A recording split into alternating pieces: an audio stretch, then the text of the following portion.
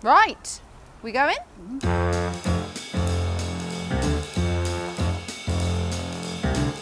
Hello and welcome to Katie.Pix. That's right, I'm in LA, baby. There is stuff falling on the camera because I'm under a tree. That's right, we're outside, we're enjoying the sunshine, and we're cooking you some delicious dishes from Los Angeles, baby. Today we are making one of my absolute favorite sauces to put on grilled meats. That is chimichurri. If you haven't heard of it before, it's an Argentinian sauce. It's really, really sharp, beautifully fragrant, and cuts through grilled meats like no tomorrow. Now, because we are in a garden in my snazzy little LA pad, we are actually somewhat limited. So this is going to be a no-cook recipe, but you're just gonna have to give it a try on the next time you cook steak or whatever you have on the barbecue, and let me know how good this is. It's phenomenal, it's phenomenal. Should we get started?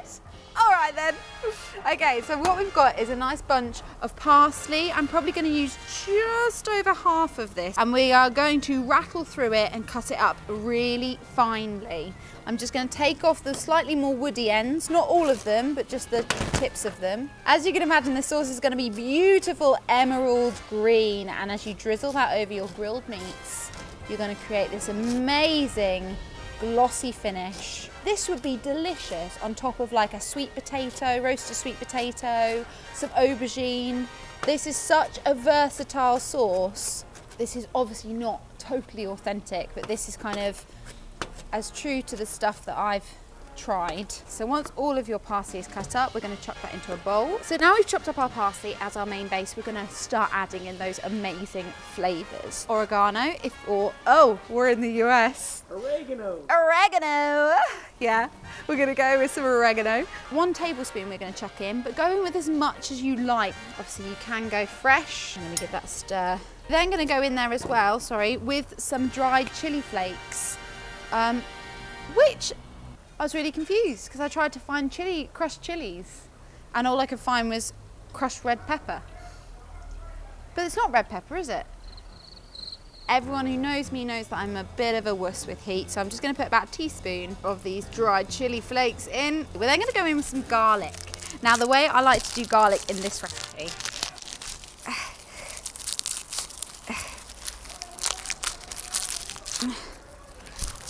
oh my God. Okay, 3 cloves of garlic, and we're going to actually grate these in with a microplane. Who would have thought that this would be the longest recipe, purely because it takes so long to peel the damn garlic. Now, if your fingers stink of garlic after this process, wash them with cold water, not with hot water. You want to be serving this sauce as soon as that meat comes off the skillet. Gonna go in with 3 tablespoons of red wine vinegar. I have literally no idea how that happened.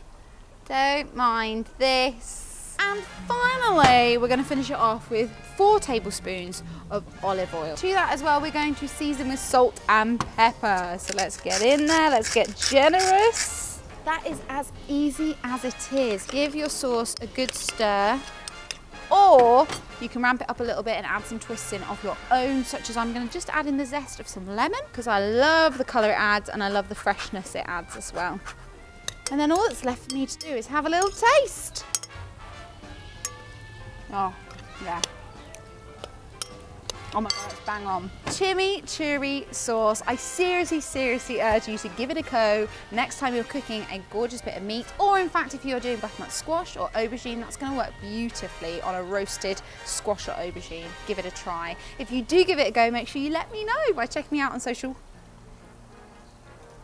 Did you see that? Thank you so much for watching. We will go back to normal very soon, but until next time, I'm gonna go and see if I can find a steak somewhere. Where? Come on.